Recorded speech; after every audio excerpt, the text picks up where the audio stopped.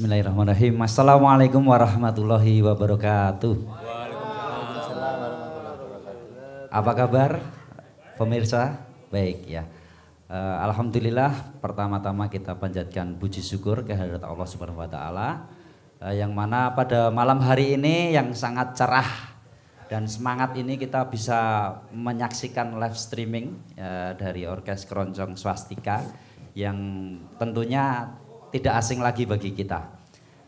Masuk ini Pak beberapa pertanyaan yang mengganjal, nanti kita sharing di acara diskusi ya, bisa membahas tentang apapun tentang musik keroncong.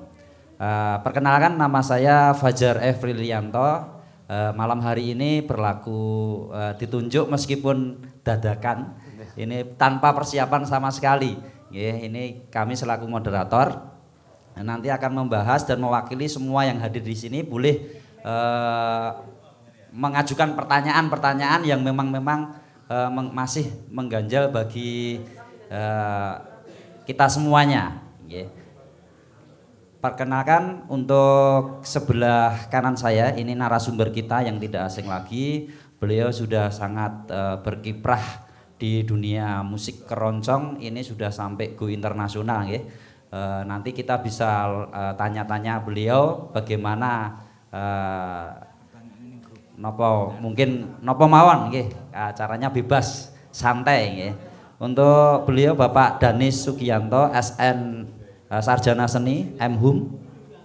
Beliau juga aktif mengajar di ISI nggih Pak nggih. Mengajar aktif di ISI Surakarta. Untuk sebelah kanannya ini ada Mas Sarjana ISI, ya Mas muda, baru kemarin ini sudah alhamdulillah selamat Mas Novan nggih. Ini sudah melalang buana, tadi katanya Pak Danis mahasiswa lama itu tidak bodoh gitu ya. Tapi beliau Mas Novan ini akan mendalami risetnya yang sangat luar biasa. Iya. Sebelah kanannya ini sudah tidak asing lagi, Mas Irfan. Mas Irfan ini tadi pemain yang multi talenta. Ini juga didikan dari Pak Sabto. Ini Pak Sabto ini melahirkan generasi-generasi yang sangat handal di musik keroncong pada umumnya. Nanti bisa dibedah melalui sesi ini. Mungkin ini dulu Pak untuk membuka pertanyaan. Ini ada pertanyaan yang dari Mas Irfan atau Mas Gepeng dulu. Jadi saya nggak apa-apa. Oke, monggo. Silahkan Mas Novan, monggo. Ya, selamat malam untuk Pak Danis. Ini banyak teman-teman keroncong yang menanyakan bagaimana sih sejarah keroncong itu sendiri Pak. Terus dapat nama keroncong itu dari mana, itu bagaimana Pak? Mohon penjelasannya. Terima kasih. Saya bukan hakim yang bisa menentukan, tetapi saya adalah seorang peneliti, pemerhati keroncong, akademisi, walaupun saya basicnya adalah di seni karawitan, tapi secara otodidak memang bekerja atau beraktivitas di musik keroncong. Jadi saya dalam kapasitas itu seperti tadi tidak menentukan, tidak menghakimi, tetapi hanya membantu menjelaskan pada masyarakat bahwa itu kayak begini. Terlepas dari penjelasan saya itu tidak jelas atau keliru, itu biar masyarakat ya. Yang bisa saya sampaikan sebagai berikut ya. Mengapa disebut keroncong? Keroncong itu memang sudah ada diksi atau kata keroncong itu memang sejak zaman penjajahan Belanda ya. Itu ada konkors namanya, itu sudah ada nama keroncong itu. Terus dilegitimasi, ada tulisan di majalah majalah saya kok lupa ya. Itu memang kayak begitu, musik kayak gitu disebut keroncong, yang artinya ensemble zaman dulu sama sekarang itu lain ya, mengalami evolutif ya, perubahan secara waktu ya secara lama. Kalau perubahan secara cepat itu namanya revolutif ya. Ini evolutif. Keroncong. Jadi ada yang memaknai keroncong itu memang ensemble ya kalau pandangan sekarang ya. Ensemble alat musik, pertunjukan musik yang ada biola, flute, gitar, cakcuk, cello, bass. Itu pandangan apa yang disebut keroncong asli. Nah, keroncong asli sendiri juga harus diperdalam lagi. Kenapa disebut keroncong asli? Mungkin dari referensi yang ada itu di Radio Orkes Surakarta ada seksi orkes ya, orkestra barat itu yang lengkap itu, dan ada satu bagian seksi keroncong. Nah, untuk itu disebut keroncong asli gitu. Karena memang dia kalau siaran ya tidak disertakan dengan rosnya yang orkestra besar itu, tapi hanya ensemble keroncong, makanya keroncong asli. Untuk istilah keroncong sebenarnya banyak ya. Kalau di Madura itu ada istilah memang keroncong. Keroncong itu busana pakaian adat daerah Madura sana, pakai gelang yang besar-besar itu kalau dibuat jalan oleh para perempuan di sana keroncong. Secara onomatopis ya, jadi cong-cong, keroncong, cong-cong. Dan juga di Jawa kan ada tuh, wah sandangannya kok nuting cerendel, pating keroncong. Artinya gelangnya gede-gede sak ban setum. Itu satu. Yang kedua memang kenapa disebut keroncong? Karena alat musik yang utama itu adalah keroncong ya. Kalau sekarang lazim disebut ukulele atau di daerah Solo disebut cuk. Sudah memasyarakat ya cuk. Gitu. Keroncong itu memang cong. Jadi secara onomatopis itu disebut keroncong sesuai dengan bunyinya alat musik itu. Kan di gamelan juga gitu kan. Kenapa disebut kenong? Karena urine nong atau plo. Kenapa disebut kempul? Karena pul. Kenapa disebut gendang? Dang. Karena kenapa disebut anjing? Su. Nah, itu onomatopis seperti itu. Nah, itu disebut itu. Dan juga untuk mengidentifikasi, kalau ada penelitian selanjutnya itu, keroncong itu salah satu bentuk struktur lagu di dalam musik keroncong.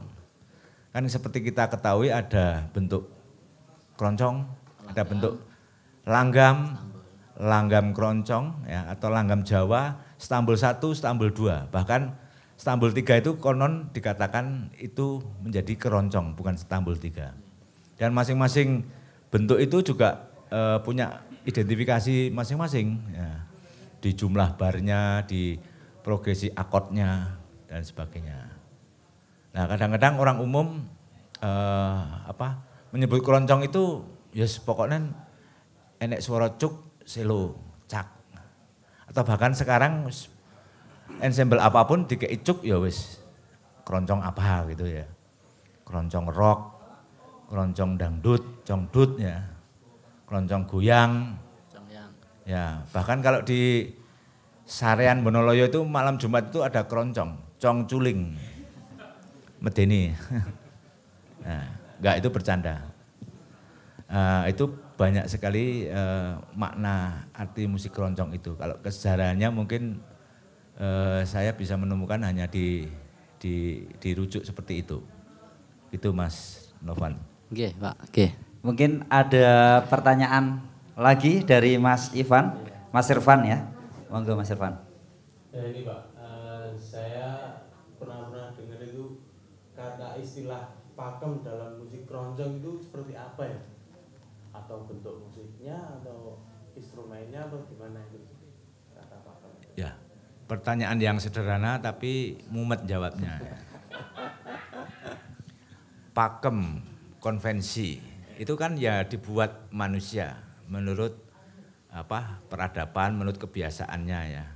Pakem yang sekarang mungkin lain dengan pakem yang dulu. Nah, mungkin ada orang yang saya sengaja melanggar pakem. Pakem kan ya dibuat manusia, seni itu kan berkembang. Jadi kalau sudah ada pakem itu berarti kita tunduk dengan aturan-aturan itu, kita melestarikan para pendahulu kita ya. Seperti ada apa ya, pakem keroncong itu harus begini. Kalau memainkan langgam keroncong harus begini.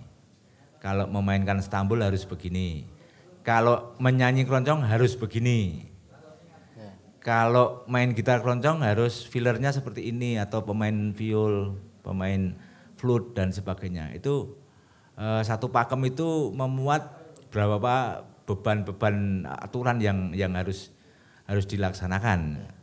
Kalau tidak seperti pakem, wah ini tidak ngeroncongi dan sebagainya. Karena banyak orang yang bisa main alat musik, tetapi ketika masuk kepada pakem di keroncong misalnya, itu kadang-kadang juga orang yang fanatik tidak mau menerima. Karena apa ya, itu hanya ada hiasan bunyi, tetapi tidak ada kaidah-kaidah tentang musik keroncong itu yang bisa secara estetika keroncong itu bagaimana gitu. Saya kira itu, Mas Irfan. Terima kasih Pak Danis. Cukup menarik ini. Jangan soal tentang keroncong ini. Terus mungkin ada tambahan lagi, Mas Roman? Cek. Mungkin teman-teman yang hadir bisa mengajukan beberapa Cek. pertanyaannya. Mati. Monggo, Mati. santai saja untuk langsung maju ke depan. Cek. Ini mumpung Cek. ada Cek. narasumber kita, Bapak Danis Cek. Sugianto. Monggo Pak. Itu ada yang melambaikan tangan. Apa di situ airnya banyak Mas, kok kayak gelagapan. Cek. Tes. Mungkin untuk pertanyaan yang berikutnya Pak, untuk menyambung sama saya sendiri Pak, dari saya sendiri. Ini hubungannya sama anak muda Pak. Anak muda itu kan milenial itu akhir-akhir ini sudah mulai tertarik di musik keroncong. Lah terus pusing Pak, mumet. Aku pengen arep sinau keroncong niku neng ngendi? Terus contoh yang pakem itu yang seperti apa? Apakah ini orkes keroncong swastika ini akan membantu mewujudkan pertanyaan-pertanyaan yang mengganjal dalam hati saya tentunya. Pengen belajar selo sing pakemi piye. Lah terus untuk bagaimana ini solusi yang jenengan ambil Pak selaku pemerhati keroncong Pak. Monggo Pak. Ya saya kira pakem itu harus diartikan relatif ya. Tergantung dari mentornya atau patronnya ya. Jadi kalau kita belajar misalnya di suatu komunitas yang ada pelatih, ada pakarnya, tentu saja kita harus menyerahkan diri, harus mengidentifikasi bahwa permainan saya seperti yang diajarkan oleh mentor di situ. Itu akhirnya ada pakem ya.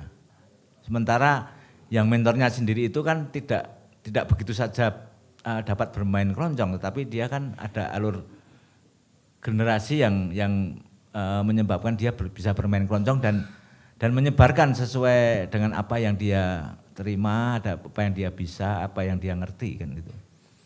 Jadi kalau sifat keroncongnya itu sebenarnya terbuka sih, nyatanya kan bisa dimasuki segala unsur ya.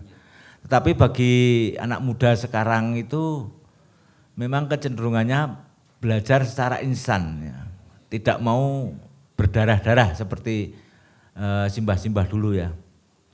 Dulu kalau simbah-simbah di keroncong, para abdi seni di keroncong itu latihan tidak hanya 1 jam 2 jam, tetapi bisa tiap malam ya, tiap saat.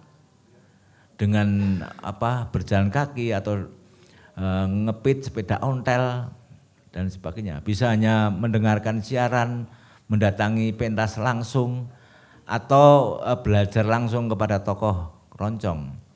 Jadi satu pembelajaran keroncong itu tidak instan, tapi memerlukan waktu yang lama. Tetapi nanti saya percaya kalau itu intens, ya, itu akan menikmati masa nanti setelah itu. Contohnya misalnya Mas Novan, Mas Irfan itu dulu ya selone kaya wong dandan-dandan misalnya gitu ya. Selo becak, Pak Sabto barang ngono, Bang. Setelah ngrungokke rekaman berapa puluh tahun, wah selo koyo ngene isin dhewe. Tapi itu kan proses yang bisa didapat. Mungkin Mas Novan, Mas Irfan juga ya menulis zaman sekarang wah sudah merasa top ini tulisannya. Tapi nanti ketika 10 tahun lagi, waduh banyak bolongnya ini malu sendiri. Saya juga gitu. Tidak ada yang abadi di dunia ini. Jadi kesadaran itu yang tidak dimengerti sehingga inginnya orang itu belajar cepat bisa. Nah itu tukang sulap ya kalau begitu. Karena sesuatu yang dipelajari itu akan mesti menimbulkan pertanyaan baru. Seperti ada misteri ya. Kita mempelajari suatu seni itu semakin dipelajari semakin angel. Karena enggak hanya masalah skill saja tapi masalah interaksi antara musikal, masalah etika, tidak hanya estetika saja tapi etika bermain, etika di keroncong, ngepaske atau apa ya balance dengan yang lain dan mencari sela-sela tabuhannya biar enak secara pribadi dan enak didengarkan kadang-kadang itu. Dan seni juga akan di mana ada seni yang untuk entertain gitu kadang-kadang sebagai hiburan pokoknya spektakuler, pokoknya skillful. Tapi ada yang seni di dalam jenis hayatan ya. Hayatan itu ya seperti kalau kita di kampung-kampung, di orkes keroncong, grup-grup yang tidak mengenal atau tidak peduli ditanggap opo ora, pokoknya seneng. Itu kadang-kadang jalurnya jalur hayatan bukan jalur entertain. Seni untuk seni, di sini seni apa namanya? Art for soul, di sini art for sale. Kene nggo penghayatan, kene nggo dodolan. Nah, itu seni kayaknya gitu. Itu Mas Fajar. Terima kasih ya Pak Danis ya. Mudah-mudahan jawaban tersebut bisa mewakili teman-teman dan pribadi kami sendiri. Untuk menyambung waktu masih ada waktu ini kurang lebih 5 menit. Mungkin ada pertanyaan Mbak Devika. Monggo. Ada yang dari UNS hadir hari ini atau mahasiswa, monggo ini live bisa mengajukan beberapa pertanyaan. Dari isi, ya. Isi Solo, dari isi Solo. Monggo. Apa-apa?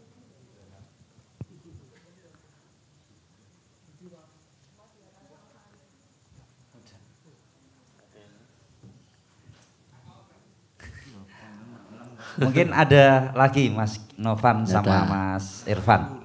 Yeah. Ya. Ini berhubung nggak ada yang tanya, jadi saya yang tanya. Ini tuh banyak yang tanya Pak kepada saya. Di keroncong itu ada istilah namanya ngeroncongi. Ngeroncongi itu apa toh Pak? Menurut pandangan jenengan, tersuun.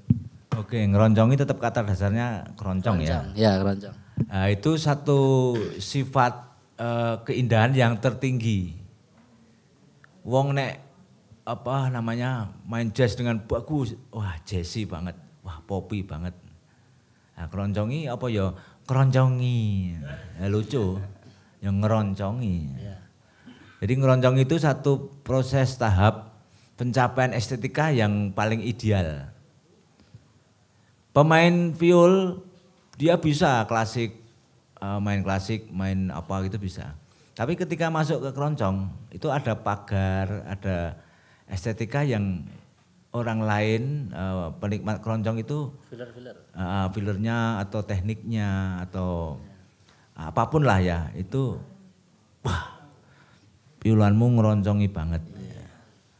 Dan itu ada istilah-istilah lokal di komunitas itu apa sih parameter ngeroncongi ya. Misalnya kalau gitar ya wah gitaranmu banyu mili. Nyemil itu artinya tanpa berhenti kayak air mengalir. Dan filler-fillernya juga masing-masing seniman itu juga berbeda-beda.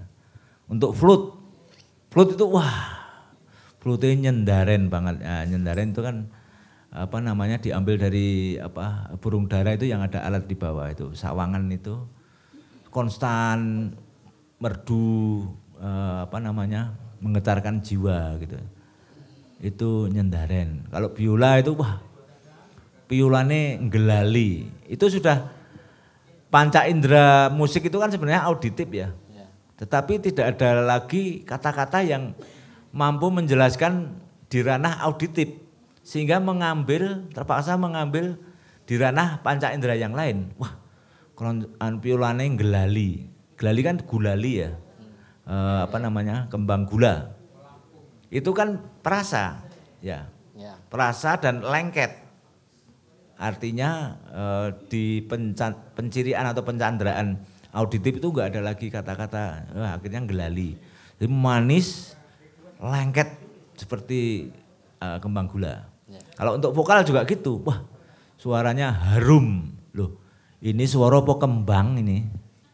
Karena tidak ada apa namanya metafora yang lain, sehingga meminjam panca indera penciuman, suaranya harum dan lain sebagainya. Suaranya sundul usuk di sini saking lantangnya, saking enaknya itu sampai menusuk atap genting ya. Dan itu ngeroncongi banyak sekali ya. Saya kira itu Mas Irfan, Mas Gepeng, Mas Novan. Mas Irfan ada lagi untuk menutup sesi ini nanti terakhir untuk tambahnya Pak Danis, apakah Keroncong Swastika akan mengadakan sebuah kayak semacam membuat video tutorial belajar tentang musik-musik keroncong, instrumen-instrumen keroncong seperti itu, apakah ada? Insya Allah tadi saya sudah ngobrol dengan Mas Plente ya, nanti akan mensupport secara teknikal apa namanya tentang perekamannya. Nanti kita akan membantu secara teknis memainkan maupun modulnya atau apa namanya sesinya. Saya kira itu sangat bagus. Tapi kalau menurut saya kami itu jangan dijadikan rejim estetika, karena saya khawatir sekali kalau ala swastika begini terus dijadikan rujukan. Itu menyalahi kehidupan seni ya. Kita tidak bermaksud untuk menjadi menjadi rejim estetika tertentu. Kalau keroncong itu wah estetika swastika, tidak begitu. Masih banyak tokoh yang bagus-bagus, banyak grup yang bagus-bagus di luar Jawa atau di manapun. Jadi kami ini cuma referensi aja. Kalau senang ya monggo, kalau tidak ya terserah. Kita tidak akan memaksa seperti itu. Berarti cukup membantu sekali Pak, kalau terrealisasikan seperti itu jadi lebih banyak seperti wawasan tentang musik keroncong. Minimal untuk jembatan tadi yang dikatakan Mas Fajar tadi, bagaimana anak muda mau belajar keroncong ya sulit dari mana? Nah itu kalau memang dari awal itu kadang-kadang membosankan. Belajar main drum band itu ya, itu disuruh mukul lantai sama setik itu berapa bulan itu kan kadang-kadang anak itu jelek. Tapi memang jangan langsung ke alatnya nanti jebol loh. Belajar gamelan mungkin ya tidak harus langsung ke gamelan, tetapi ada teorinya dulu, ada pengertiannya dulu itu. Bertahap. Terima kasih Pak Danis atas jawaban yang sangat luar biasa. Mungkin di sesi ini kami cukupkan. Kami selaku moderator dan mewakili teman-teman yang penanya tadi yang ada di sini, Mas Irfan, Mas Novan. Kami kalau ada kesalahan mohon maaf yang sebesar-besarnya. Nanti di kolom komentar kalau memang teman-teman masih ada banyak pertanyaan nanti bisa di live secara live dan insya Allah kita akan bantu menanggapi nggih Pak Danis ya, bersama Pak Sabto. Mungkin hanya itu. Selamat malam. Assalamualaikum warahmatullahi wabarakatuh.